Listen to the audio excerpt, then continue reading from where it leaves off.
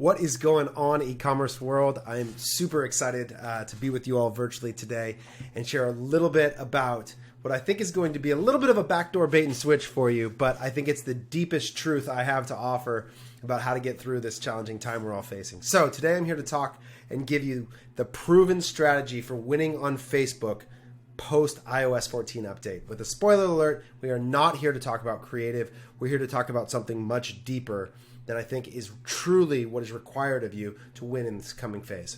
So first, by way of introduction, I'm Taylor Holliday. I'm the managing partner of Dream Labs. Dream Labs is the parent company to some maybe more familiar names in the e-commerce world. First and foremost, my day-to-day job is as the CEO of Common Thread Collective. We're an e-commerce growth agency of about 130 people who work exclusively in consumer product e-com, helping some of the coolest brands in the world grow their business. In addition to that, we also own and operate 5 of our own e-commerce brands under the banner of 4x400. So we are operators and co-journeyers fighting this battle alongside all of you. And then finally, we have a company called Your Admission, which is a learning community. So think of that as ongoing monthly webinars, coaching, content, one-on-one trainings, etc. For the e-commerce world as well. So as we start today, I want you all to think back to what this photo triggers for all of you, okay? I know for me that a little over a year ago, there was a day. Some of you might remember it as the Rudy Gobert basketball day when the NBA shut down. I remember it as the night I found out Tom Hanks had COVID. And it was also the day that we sent our people home for COVID. And I remember meeting that night with a group of our leaders having a discussion about the uncertainty we were facing. I think for all of us, we were completely unsure of what the coming months and weeks would hold for us in e-commerce, and we were building contingency plans, not just for our clients, but for us as a business, for our own brands, about what would happen if suddenly all of our revenue was reduced dramatically. But now as we all sit here a year later, we know that's not what happened at all. In fact, it was quite the opposite. The last year has been an absolute tidal wave of support for us in the e-commerce world. This graphic sort of illustrates it well. I'm sure you've all seen this sort of graphic, but this is about Shopify's GMV growing over 96% year-over-year growth, with reaching 119.6 billion in 2020 versus 61 billion in 2019. For many of us, that's the ecosystem that we live in. I know it is for us on a day-in and day-out basis. And the last year was truly incredible. What we initially anticipated being potentially massive resistance turned out to be massive momentum. And we all likely benefited from that. I know for many of us, last April and May in particular were some record months across the board. We were putting up Black Friday numbers all the time. And really the last year, the battle has been more with supply chain than it has been with demand creation. But the question is, what about today? Now sitting here a year later, are we facing a similar tailwind? Or is there potentially more resistance ahead? And what I want to offer you today, and I know that many of us are beginning to feel, is that we are actually facing an immense amount of coming challenge. I really believe that the next phase of growth for e-commerce is going to be one of immense challenge that's going to force all of us to be the best versions of ourselves to succeed. And there's a few reasons why. One, in this last period, the growth of e-commerce finally awakened many of the giant CPG brands and other retailers and awakened them to and forced them candidly into becoming direct-to-consumer businesses. And as a result, we saw brands like Nike and PepsiCo and Adidas and Unilever and Colgate sort of massively emphasize direct-to-consumer. And this influx of top-down competition is now going to be fighting for every search engine results page, every Instagram feed. And so the level of competition is increasing from the top down every single day. But it's not just from the top, it's also from the bottom. I love this graphic. Harley Finkelstein, who we all know is here at this conference with us here today, has this awesome quote that he was touting out there on Mad Money.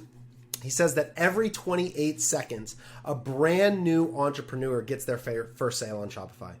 That's an incredible statistic and one that is certainly worth celebrating. But we can't ignore what that means. That means that there are a bunch of new e-commerce stores competing for that same real estate that we just said the top-down pressure is coming from.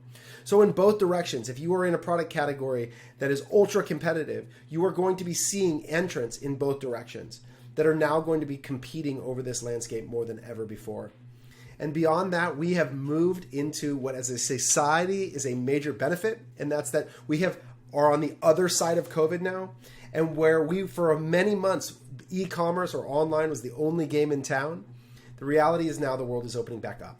That means that there is more optionality for consumers' wallets, for the dollars that they're spending and where they're spending them. And beyond that, of course, there's this man, the villain of the hour, if you will, Tim Cook, and the recent updates that Apple has released, not just to iOS, which we're going to talk about specifically a little bit today, but also recently today in their announcement that they're coming after a Mail Privacy Protection Act to allow users to opt out of letting us marketers know if they opened their emails. And so in every direction, we are facing and staring at what I think will be a lot more pressure on our growth than ever before. And so as I thought about this question of how do we help our brand, something we're wrestling with all the time, prepare for Facebook? Is this about tactics? Am I going to talk to you about server-to-server integration or how to get the best attribution or reporting? Well, I'm actually not. The truth is I don't think that's the secret to winning in this next phase at all. It's not to say that it's not important, and there's endless amounts of content, including stuff on our own blog at CTC about how to best prepare yourself to tactically execute in the new Facebook world. But the reality is I don't think that's actually the key to succeeding in this next phase. The question I want to ask and wrestle with all of us today is how prepared are you for this coming storm or any other? Whether it's Apple's privacy attacks on Facebook or email or any other channel, the question is how prepared is your business to survive? And in order to really question that, I want to set up a framework. This is a tweet that I put out. Hopefully many of you follow me on @TaylorHoliday on Twitter. But about a year ago, August, in the middle of COVID, I was thinking about a very similar thing, which is what are the businesses that are best set up to maximize this moment, to take advantage of it? And it just happens to turn out that the brands that are best prepared to take advantage of a moment are often the same brands that are best prepared to take advantage of a challenge or to resist a challenge. And so I came up with this framework I call the Anti-Fragile E-commerce Playbook. And the idea of anti-fragile is something that I took from Nassim Taleb. If you've ever read Anti-Fragile, his book, also author of The Black Swan. The idea is that if you are fragile, you will break easily under pressure. If you are strong, you will be able to resist and be durable under pressure. But if you're anti-fragile, you'll be the kind of business that in the face of challenge or pressure actually gets stronger. So the question is, who are those businesses? Who are the businesses that are set up to win in this next phase? And I want to propose 6 criteria for evaluating them. 1, low OPEX. We're going to cover what all these mean in detail. 2, high margin. 3, preferential terms with suppliers. 4, fast lead times. 5, diverse traffic mix. And 6, a strong 60-day LTV. Now I know you're going, Taylor, I came to this webinar because I thought we were talking about Facebook. The reality is this is the key to succeeding on Facebook. And we're going to talk about more why. But the key to growing on Facebook, creative is important, don't get me wrong. Good structural integrity and understanding how to optimize appropriately and landing pages and conversion rate, they all play a role. But I've worked with hundreds and hundreds of Facebook brands, and I can tell you, the ones that succeed in the face of almost any environment, even when that ad fails or when that channel dies or that thing happens, are the ones that possess what I call a genetic set of inherent attributes of the business that allow them to thrive. So here's what I want you to do. I want you to take a screenshot right now of this slide, okay? Grab it. You're going to come back to this, and you are going to evaluate your brand on the basis of each of these terms. And we're going to go through what each of them mean and the points assigned to each category. And I want you to evaluate where you stand against this set of criteria that will help you think about how prepared you are to succeed in this new era of privacy, in this new era of competition, and in this new era of sort of increased optionality for consumers. And you're going to tally all these up and you're going to give yourself a score. So if you have that, take a screenshot of these 2 slides and you're going to go through and evaluate your own business, your own brand, or your client's brands through these parameters. So let's talk about what each one is quickly, and then I'm going to give you an example with one of our brands. So 1, lead times. And you're going to notice a lot of this focuses on the supply chain and operational side of your business. I truly believe that it's the area most underserved as it relates to opportunities for growth. So lead times. How long does it take you to produce your product? Well, why is this so important? The answer is because you know what's really difficult? Go ask anybody how their revenue forecasts from last year looked in February. If you forecasted your business last February, you could tear that up and put it in the trash can because it was worthless. Because you know what's really hard predicting the future? The future is by definition uncertain. And while some of us we can create great models for predicting forecasts. The reality is the further out we are required to forecast, the more likely we are to be wrong. The wider the error bars get. So when we think about lead times, I want you to think about this first category as being how far out do you have to order product? Okay, so you get 2 points if you produce product on demand. No inventory risk. Your cash conversion cycle is basically is negative. You get to receive money before you have to produce any product. That's the best case scenario. Less than 6 weeks, 1 point. If it requires more than 6 weeks, 0 points. There's an area of opportunity improvement. And I get it. For some of you, if you're a massive retailer or if you are a brand with a large production project from overseas and you're shipping it, the reality is I understand that might be part of your business, but you have to understand that that's risk.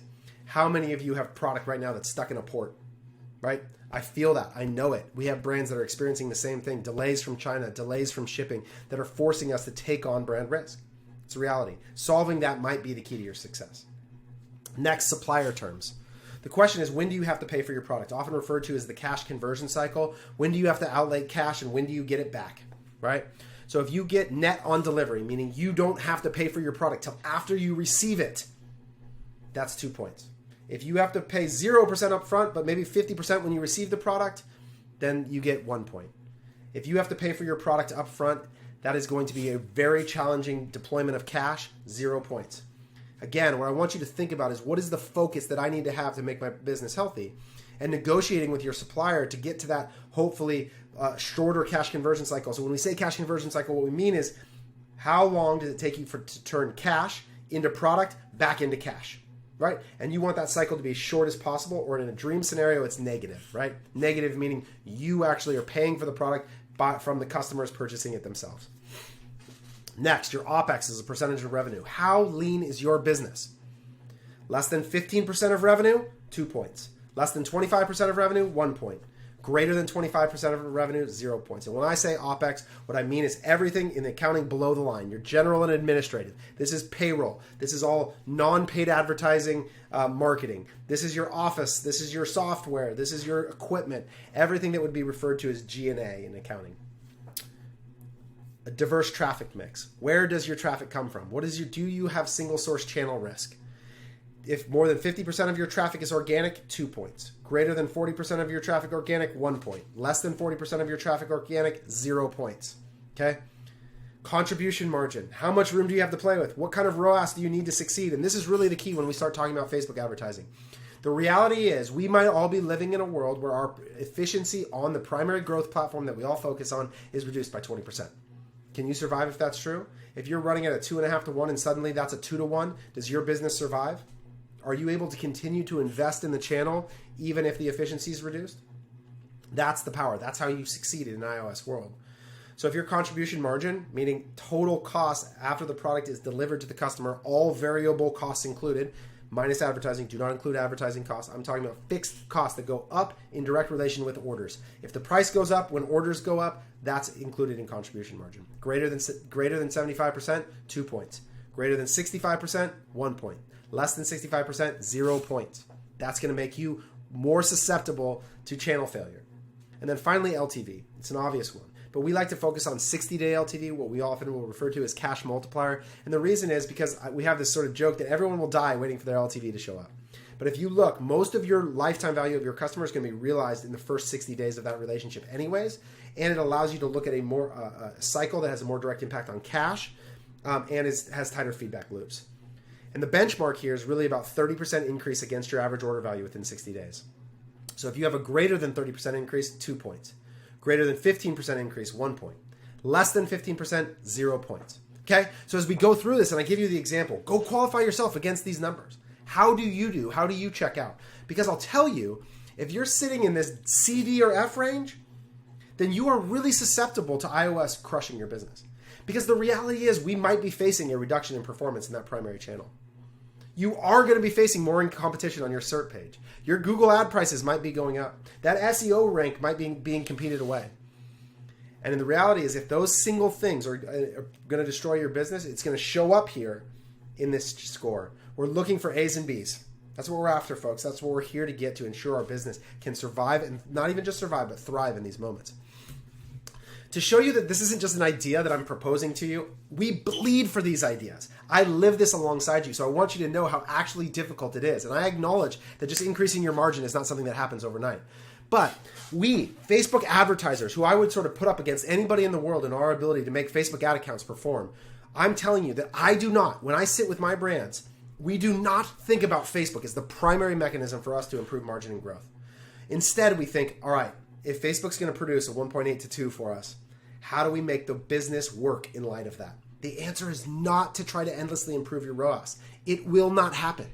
I've been in this game for too long to think that the solution is always improving the efficiency at the top of the funnel. It's not the case. So let's go through. I'm going to put our brand up against this scorecard and give you a sense of how it performs.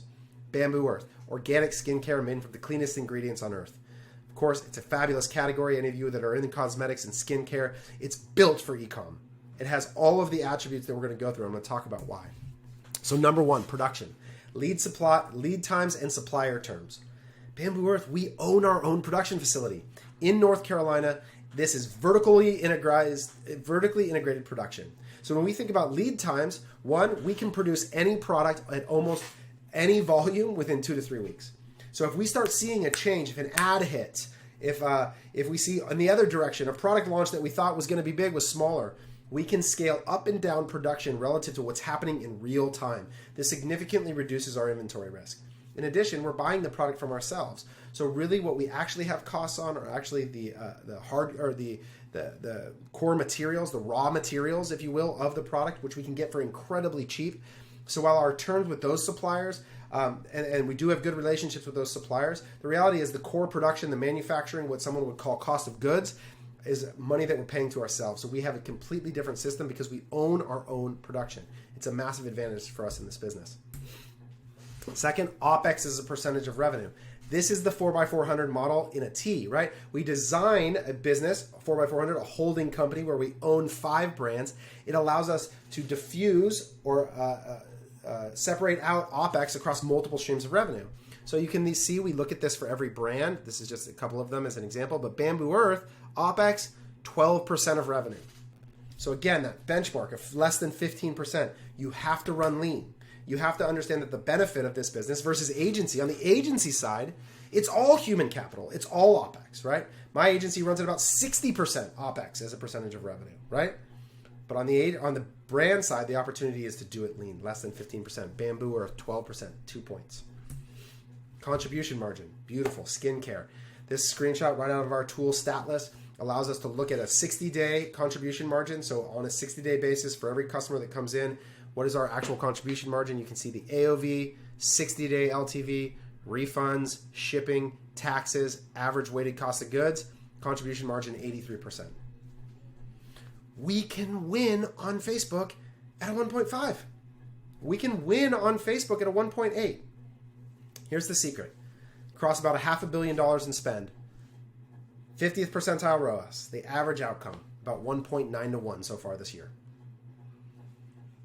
If your business is contingent on you getting a 2, a 3, a 4, a 5 ROAS on Facebook, you are setting up a game that will be incredibly difficult to win. When I design a business, I never want to be obligated to a 90th percentile outcome in order to win the game. It doesn't mean I'm not trying to do that. It doesn't mean I won't celebrate it when I get there or have a huge opportunity if I do. But if your business requires that you have a 2, 3, 4 to 1 ROAS on platform, you're running a real risk of small reductions in efficiency dramatically affecting your cash. Diversity of traffic. So this is where we as a business have a lot of room to improve. You can see this, again, a screenshot out of our tool from Statless at statless.io. What you'll see here is that organic only makes up 38% of our traffic. I'm guessing for many of you early stage businesses that are here and concerned about iOS, that this is what your traffic pie, as we call it, looks like too.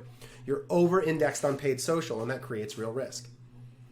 So this is an area where we get 0 points. We're focusing every day on finding ways to continue to find and diversify our traffic sources to help us succeed. Because the reality is, you want to know that one of the primary keys to having a great ROAS in Facebook, lots of organic traffic that allow you to have a 60-40 remarketing prospecting split. It's just the reality of it. This is what you want it to look like. So this is a screenshot from one of our best clients. This is about a $25 million brand that does it at massive margin and is smashing. And you can see this, just like an investment portfolio, has reduced channel risk. They have traffic from lots of sources. It's not just that they're over 50% organic. It's that it comes in lots of places. Paid social, organic search, direct, paid search, email, SMS, referral, all contributing meaningful amounts of traffic. This is the ideal scenario. This is what you're looking for in terms of your traffic. Finally, 60-day LTV. So this is a screenshot, again, out of our data tool that's a benchmarking that shows LTV in comparison to all the brands in the data set. You can see we have about 200 brands in the data set. And you can see that Bamboo Earth has the absolute best 60-day LTV of anybody in the tool. This is one of the magic pieces of this brand, is that customers love the product and they come back like crazy. Almost a 50% increase in LTV within 60 days. That means if I get a $100 average order value, that customer is worth $150 to me within 60 days. This makes it so, again, if you think about prospecting, even if we prospect at break even, which again, think about this, 80% margin, okay? 80% margin and a 50% LTV means that I can prospect at basically a 1.2 break even on the first order and be 50% profitable within 60 days. That's a massive advantage for us in terms of our ability to continue to scale on these platforms.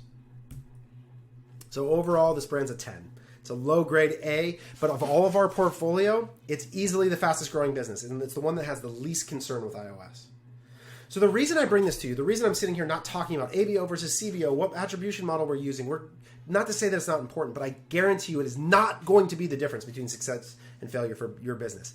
This is. And it's because I live this alongside you. Of the five brands that we have, this is the only one that has an A grade. And so when I look at Slick Products, our other brand, or I look at Modern Fuel, or 31 Bits, or Genuine Collars, our other brands, every one of them, when we sit and talk about the future of their growth, we are not, and I repeat, not focusing primarily on the ad account. We are trying to answer every one of these questions systematically that says, okay, even if Facebook fails, even if we can't find another channel, how do we as a business continue to thrive? And you know what? By doing that, by building that foundation, you will actually make it so that when you do crack Facebook, and we're trying that every day, and there's lots of great people here to help you think about that, that when you do, you'll win even bigger. So this is my challenge to you. Build a business that can win even if Facebook fails. That's how you take the power from Tim Cook. That's how you don't have to worry about this, how you don't stress endlessly about what is required and what happens and what if the customer opts out and you're checking every day the percentage of opt-outs. You build a business that can win even if Facebook fails. And you do that by focusing on those criteria that I laid out for you today. And if you do that, you're going to get through this. And you're going to stare this upcoming storm and all the competitors in the face, and you're going to take market share when they can't.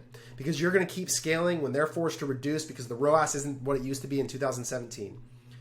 If you find yourself longing for those days, I guarantee you have a business problem, not a Facebook problem. Because as good as we are at Facebook, it doesn't matter. I never sit and say to a client, I'm going to come in and we're going to take you from a 2 ROAS to a 4 ROAS. That's not how you win. Because there's even an inverse relationship between spend and efficiency. And so I want to build businesses that can continue to scale and continue to find growth and use the incredible power of Facebook, which is really about volume way more than it's about efficiency. And the way that you do that is I'm going to say it one more time and I'll leave you with it. Build the business that can win even if Facebook fails. So appreciate all of you. Enjoy the rest of the conference. @TaylorHoliday on Twitter, commonthreadco.com if you'd love to chat. Take care.